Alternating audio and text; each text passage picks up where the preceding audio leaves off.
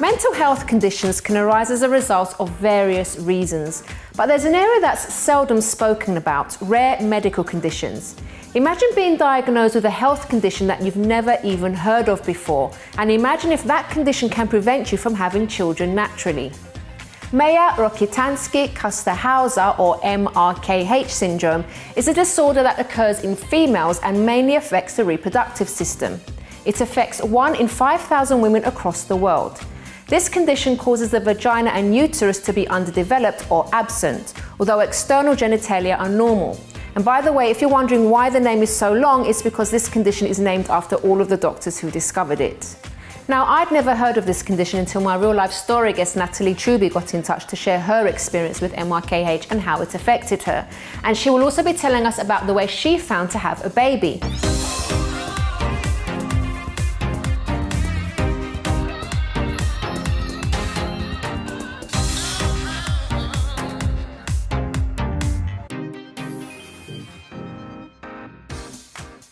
But let's start off with my real-life story guest for today, Natalie Truby.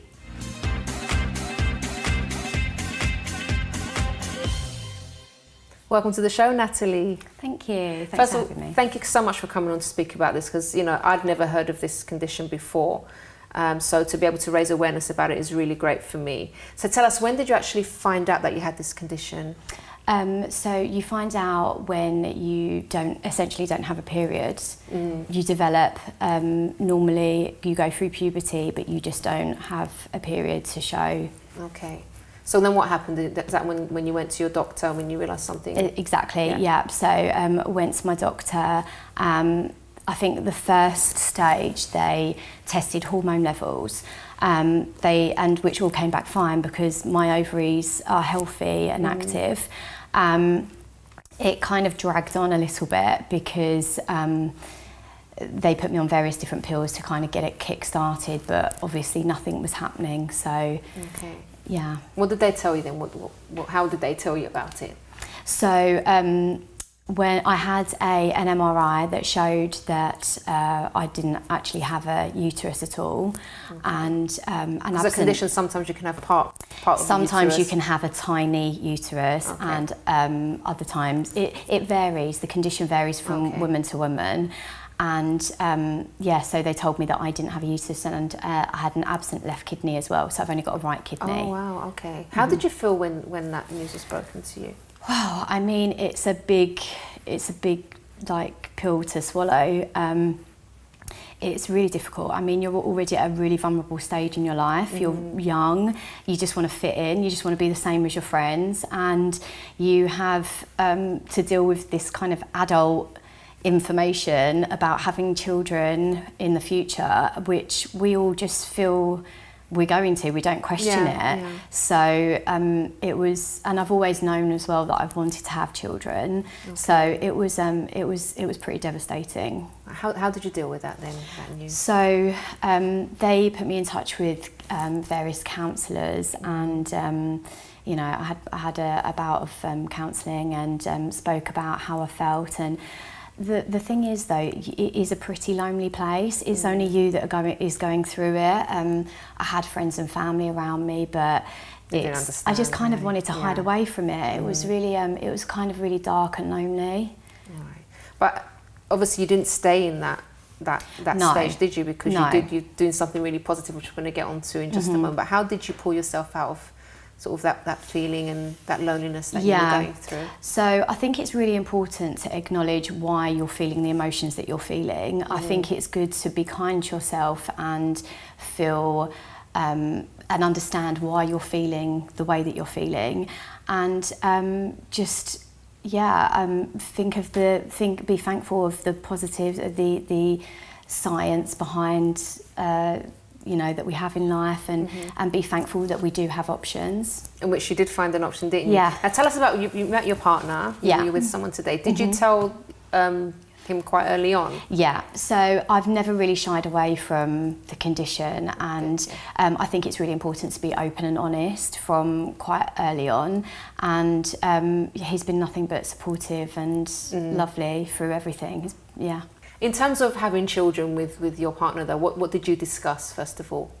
So I always knew that I wanted to go down the surrogacy route. Okay. Thankfully, having a healthy ovaries, I produce eggs every month, so we were able to do a round of IVF and to have my eggs removed and fertilised with him to create an embryo. Oh, amazing. Okay. Yeah. And then tell us about the surrogacy process that you're going through at the moment. So we joined an organisation, one of the leading ones in the UK. It's essentially run on a friendship first ethos. Okay. So it's really natural kind of social settings. You build relationships with people, and potential surrogate mothers will get to know you as a couple, and if they like you and they feel connected to you and they feel that you're a good fit, then that's how it works. They offer to help you. Okay, and have you already found the surrogate? So just over 2 months ago, we had the call, it's called the call, from the organisation to say that we had a lovely lady that wanted to get to know us a bit more to help us. Have you met her yet? Or you Yes. Did you click straight away? Yeah, so thankfully, we feel really, really thankful. We have been spending the last 2 months getting to know her and her family and doing lovely trips with her. And that's so nice. It's really nice it family really setting. is. It really is. And for me, surrogacy is just so positive. I mean, she just has a really big heart and wants to help, and she feels that she can, and it's quite inspirational, really. And how do you feel now, like knowing that you can have a child? Well, it seemed like such a long road before, and so many hurdles to overcome. But the fact that we are really, you know, getting to the finish line is really exciting, and I just want to, you know, be as inspirational as I can and give hope to others that are wanting to do it, that this is actually happening, and you can do it too. Okay. Now, one of the issues that you had when you first found out that you had the condition was that you didn't really have support, or you didn't even know the name of it first of all. You weren't given anything. Yeah. So now are there things available for young women, like to support groups and things for this? Yes, so later, about 4 years later, after I was told factually that I was born without a womb, I was doing my own research, and I was told of a clinic specifically for MRKH that run support days and have a whole team of people that want to help and, you know, give people guidance and support that they need. That must have been such a relief for you. I know it took a while to actually find out where these places were. But for sure. So it was a bit of a lonely road until that point, to be honest, and I just wish that I had that support a little bit sooner. Which is why you're actually doing this show, isn't it, to let people know? Yes, because it is a rare condition. It affects 1 in 5,000 women, so not a lot of doctors know about it, but hopefully with the times moving, the information on the internet, social media, it really helps raise the awareness and gets the support that people need. Natalie, what would you say to maybe a young woman watching now that maybe has this condition or maybe something else and they feel very lonely, very isolated? What advice would you give to them? I would say that time is a great healer, and just keep going, keep striving to be positive and be thankful for, you know, the good things and the positive things that are available, and know that there are people that are in the same situation, so reach out and Brilliant. Well, all the best with everything, Natalie, and do let us know how the surrogacy is going. And thank you. Hopefully we'll see some photos soon, some baby photos. Exciting. Thank you.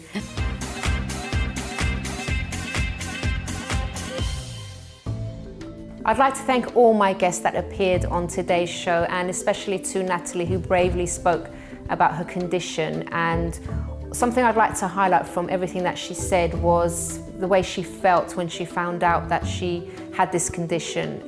You know, she did feel lonely, and I know how that feels because, as I've mentioned before on this program, when you do have something going on in your life and you think that no one else is going through it, it is a very, very lonely place, because you don't know who to talk to, if you should talk to anyone, how people will react to you. And as she mentioned, when she told her family and friends, it didn't make her feel better because they didn't really understand what she was going through. She kind of hid herself away. But what's important to remember is, even if maybe you don't feel like you can speak to the immediate people around you, like your family and friends, there are other options.